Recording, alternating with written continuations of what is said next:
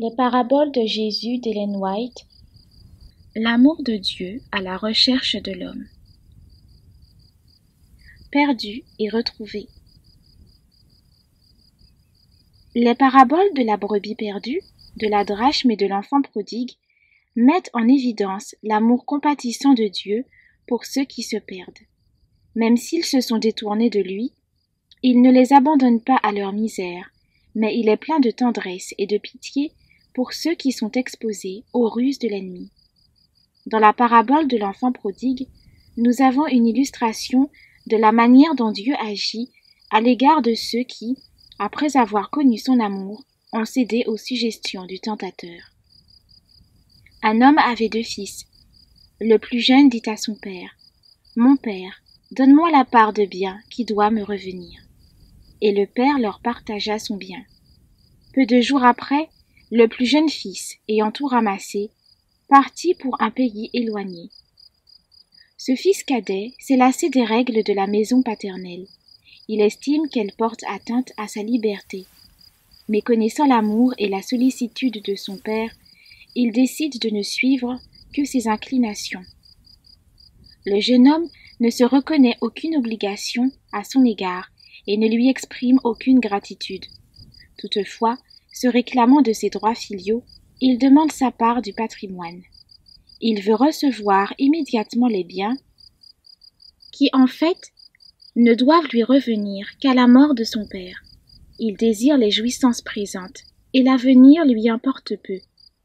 Ayant obtenu son héritage, il part pour un pays éloigné, loin de la maison paternelle. Maintenant qu'il a de l'argent à profusion et la liberté de faire ce qui lui plaît, il se flatte de pouvoir satisfaire les inclinations de son cœur. Personne ne pourra plus lui dire « Ne fais pas ceci, car cela te serait nuisible » ou « Fais cela parce que c'est bien ». De mauvais compagnons l'entraînent toujours plus profondément dans le péché, et il gaspille son bien en vivant dans la débauche. La Bible nous parle d'hommes qui, se vantant d'être sages, sont devenus fous.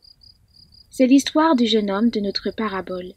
Il dissipe, avec des prostituées, les richesses qu'il a égoïstement réclamées à son père. Il dilapide le trésor de sa jeunesse. Les plus belles années de son existence, la force de son intelligence, les brillantes perspectives de son jeune âge, ses aspirations spirituelles, tout est consumé dans le feu de la convoitise. Mais une grande famine survient, et il commence à se trouver dans le besoin. Il se met au service d'un propriétaire du pays, qui l'envoie paître les pourceaux. Or, pour un juif, c'était l'emploi le plus vil et le plus dégradant. Le jeune homme qui s'est vanté de sa liberté se trouve maintenant réduit à l'esclavage. Il est dans la pire des servitudes, saisi par les liens de son péché. Le fascinant mirage qui l'a séduit s'est évanoui, et il sent maintenant le poids de sa chaîne. Assis sur le sol, dans cette contrée frappée par la famine, sans autre compagnie que celle des pourceaux, il voudrait bien pouvoir se rassasier des caroupes que l'on donne à ses bêtes. De tous les joyeux compagnons qui l'entouraient au jour de sa prospérité pour boire et manger à ses dépens, il n'en reste pas un seul pour sympathiser avec lui. Où est maintenant sa joie tapageuse? Faisant taire sa conscience, engourdissant sa sensibilité, il se croyait heureux. Mais aujourd'hui que tous ses biens ont été gaspillés, il souffre de la faim, son orgueil est blessé, ses facultés morales sont amoindries, et sa volonté est si affaiblie qu'il ne peut plus compter sur elle. Tout sentiment élevé semble avoir tari en lui. Il est la plus pitoyable des épaves humaines. Quel tableau de la condition du pécheur, décidé à suivre ses caprices et à s'adonner à des plaisirs coupables. Celui-ci, malgré les bienfaits que Dieu lui prodigue dans son amour, désire par-dessus tout être séparé de lui. Pareil à ce fils ingrat, il se réclame des bénédictions divines comme de la part d'héritage qui lui revient de droit. Il les prend le plus naturellement du monde, sans songer qu'il doit de la reconnaissance et de l'amour à son Père céleste. Comme Caïn, fuyant la présence de l'Éternel pour aller fonder un foyer, comme l'enfant prodigue Partant pour un pays éloigné, le pécheur cherche le bonheur dans l'oubli de Dieu. Quelles que soient les apparences, toute vie égocentrique est perdue. Quiconque veut vivre loin de Dieu dissipe ses biens, gaspille ses plus précieuses années, les facultés de son esprit, de son cœur et de son âme, et court à une ruine éternelle. Celui qui se sépare de Dieu dans un esprit d'indépendance est esclave de Mammon. L'intelligence que Dieu a créée en vue de la compagnie des anges se dégrade au service de ce qui est terrestre et bestial. Telle est la fin de tout culte du moi. Si vous avez choisi une telle vie, sachez que vous dépensez votre argent pour ce qui ne nourrit pas, et que vous travaillez pour ce qui n'apporte pas la plénitude. Il arrivera un moment où vous vous rendrez compte de votre dégradation.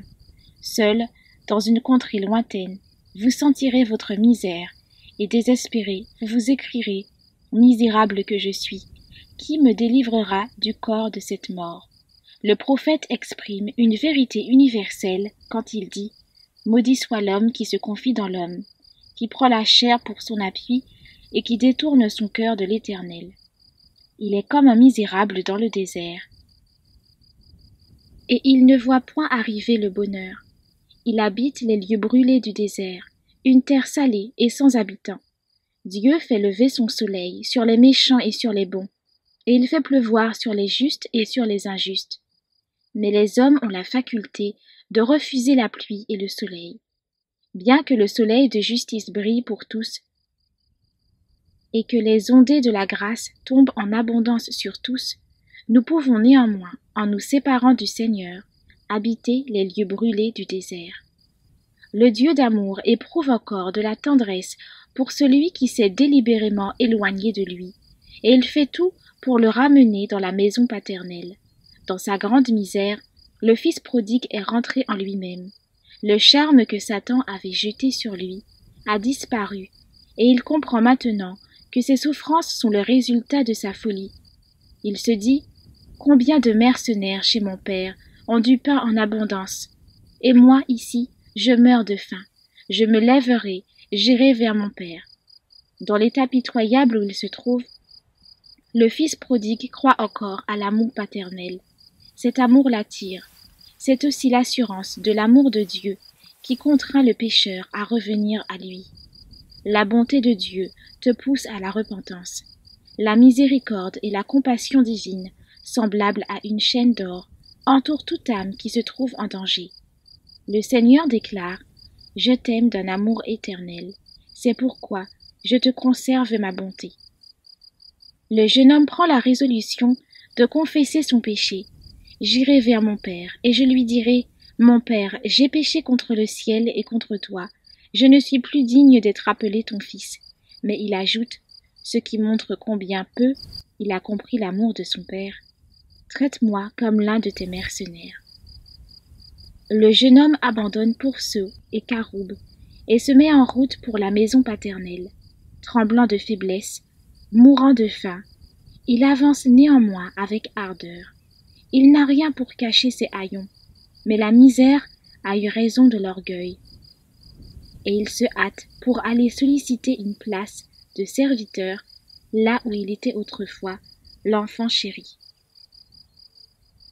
Le jour où il quitta la maison paternelle, le jeune homme insouciant et joyeux ne se doutait guère, en franchissant le seuil, de la douleur qui étreignait le cœur de son père. Tandis qu'il dansait et festoyait avec ses compagnons de débauche, il n'était pas sensible au chagrin qu'il avait provoqué chez les siens. Et maintenant, qu'un de pas lassé, il se dirige vers la demeure paternelle, il ignore que quelqu'un guette son retour. Comme il était encore loin, son père reconnut sa silhouette, malgré les dégradations de plusieurs années de péché, car l'amour a bonne vue. Ému de compassion, il courut se jeter à son cou et l'embrassa avec tendresse en l'étreignant longuement. Le père ne permettra pas que des regards méprisants contemplent la misère et les haillons de son fils. En levant son ample et riche manteau, il en enveloppe le corps amaigri du jeune homme qui sanglote et exprime son repentir par ces mots. « Mon père, J'ai péché contre le ciel et contre toi. Je ne suis plus digne d'être appelé ton fils. » Le serrant contre lui, le père le fait entrer dans la maison. On ne lui laisse même pas le temps de demander une place de serviteur. En sa qualité de fils, on lui offrira ce qu'il y a de meilleur. Aussi sera-t-il respecté et honoré des serviteurs et des servantes. Le père dit à ceux-ci: « Apportez vite la plus belle robe et l'en revêtez. Mettez-lui un anneau au doigt et des souliers aux pieds. Amenez le veau gras et tuez-le. Mangeons et réjouissons-nous, car mon fils que voici était mort, et il est revenu à la vie. Il était perdu, et il est retrouvé. » Et ils commencèrent à se réjouir. Dans sa turbulente jeunesse, le prodigue considérait son père comme dur et sévère. Combien ses sentiments ont changé aujourd'hui. Ainsi, ceux qui sont séduits par Satan voient en Dieu un être exigeant et impitoyable, toujours prêt à reprendre et à condamner, repoussant les pécheurs aussi longtemps qu'il a une excuse valable, pour ne pas leur venir en aide. Pour eux, sa loi est une entrave au bonheur des hommes, un joug accablant auquel ils sont heureux de pouvoir échapper. Mais celui dont les yeux ont été ouverts par l'amour du Sauveur le voit rempli de compassion. Ce n'est pas un être tyrannique ou implacable, mais un père désireux d'embrasser son fils repentant. Avec le psalmiste, le pécheur peut s'écrier: « Comme un père a compassion de ses enfants, l'Éternel a compassion de ceux qui le craignent. » Dans la parabole, l'enfant prodigue n'est ni réprimandé, ni rejeté à cause de sa folie passée. Il a vraiment le sentiment que sa faute est pardonnée, effacée, oubliée pour toujours. De même, Dieu dit aux pécheurs: « J'efface tes transgressions, comme un nuage, et tes péchés comme une nuée. Je pardonnerai leur iniquité, et je ne me souviendrai plus de leurs péchés. Que le méchant abandonne sa voie, et l'homme d'iniquité ses pensées. Qu'il retourne à l'Éternel, qui aura pitié de lui, à notre Dieu, qui ne se lasse pas de pardonner. En ces jours, en ce temps-là, dit l'Éternel, on cherchera l'iniquité d'Israël, et elle n'existera plus, le péché de Juda, et il ne se trouvera plus. » Quelle assurance nous est ainsi donnée de l'empressement de Dieu lorsqu'il s'agit d'accueillir le pécheur repentant. As-tu, cher lecteur, choisi la voie qui te plaisait? T'es-tu éloigné de Dieu? As-tu cherché à te délecter des fruits de la transgression jusqu'à ce qu'il t'en reste un goût de cendre? Et maintenant, tes biens dissipés, tes plans renversés et tes espérances mortes, te trouves-tu assis dans la solitude et la désolation? Eh bien, cette voix qui parle depuis si longtemps à ton cœur, mais à laquelle tu n'as pas voulu prêter l'oreille, s'adresse à toi, claire et distincte.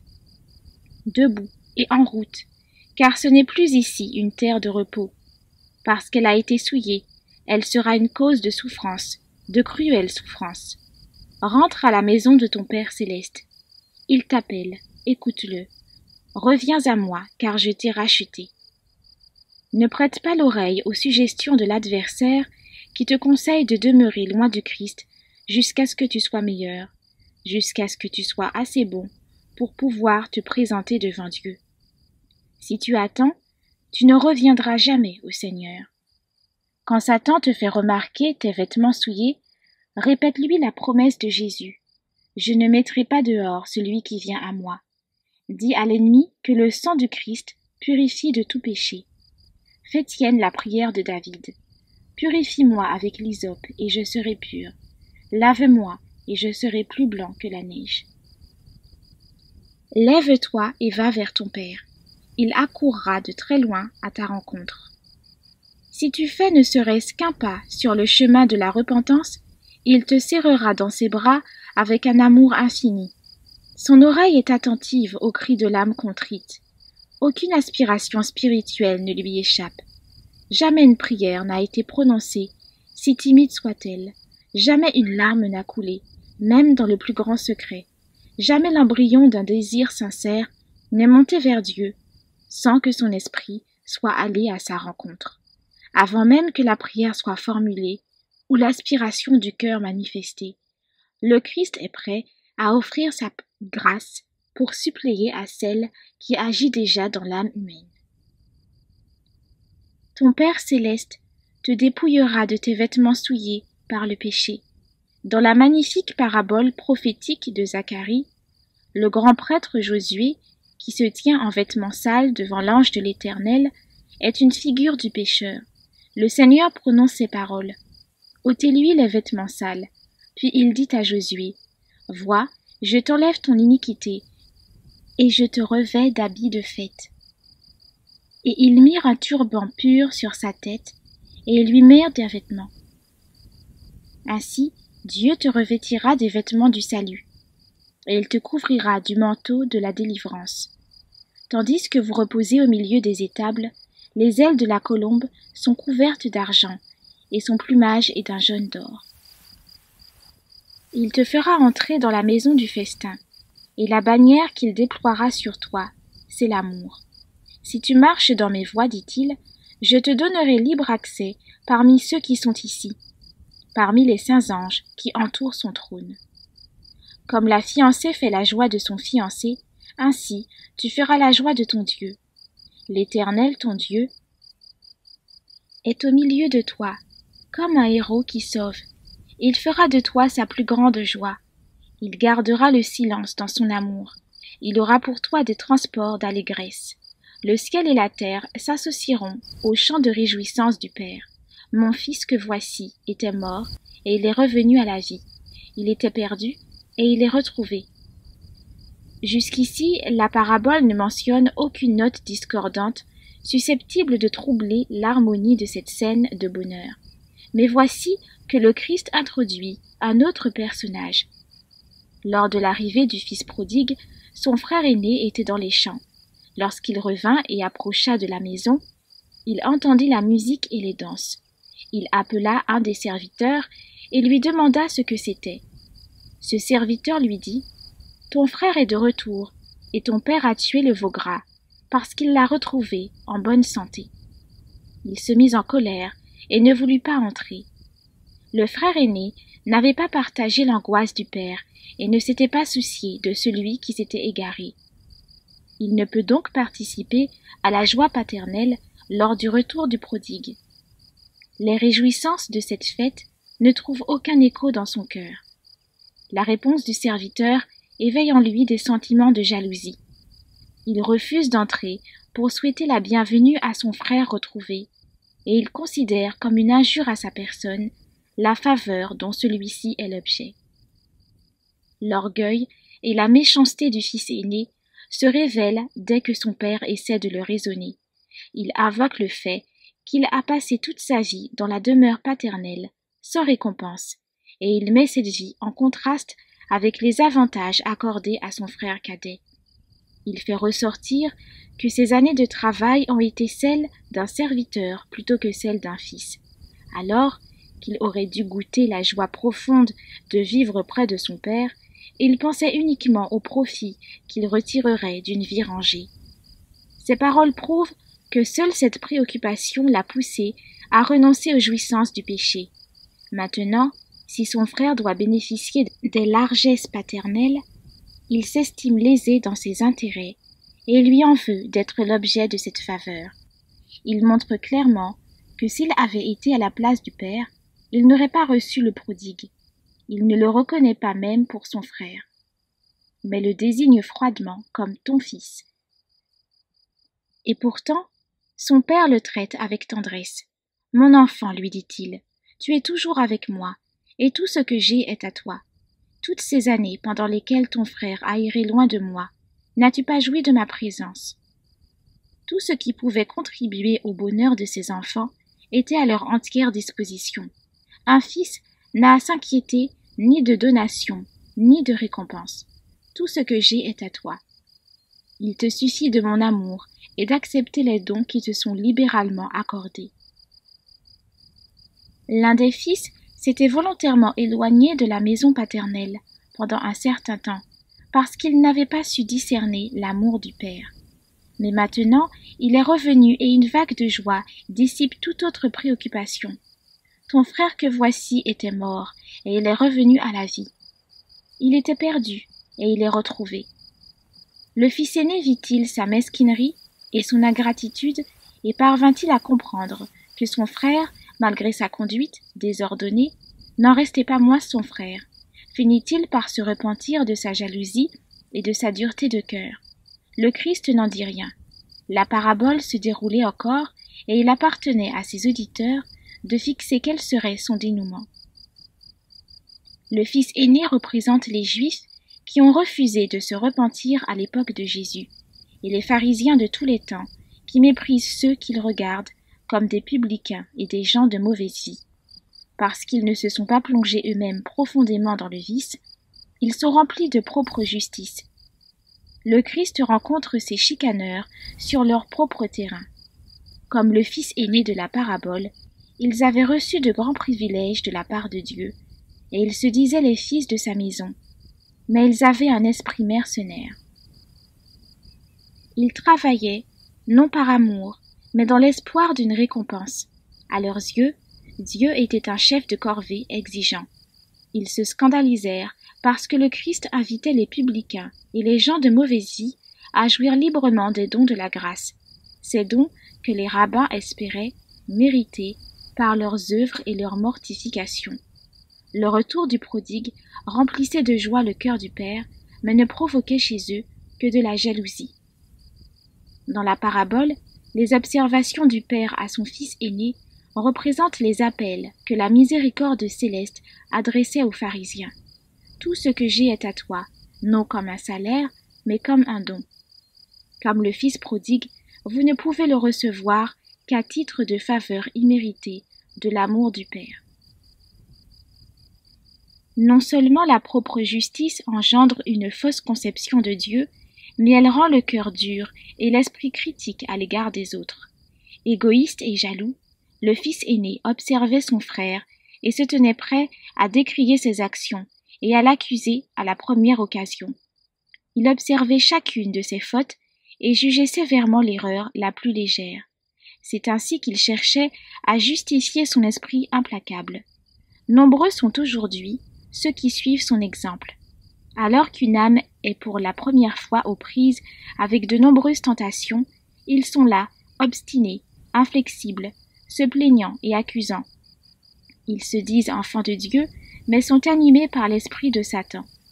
Par leur attitude à l'égard de leurs frères, ces accusateurs se placent eux-mêmes sur un terrain où le Seigneur ne peut leur dispenser la lumière de sa face.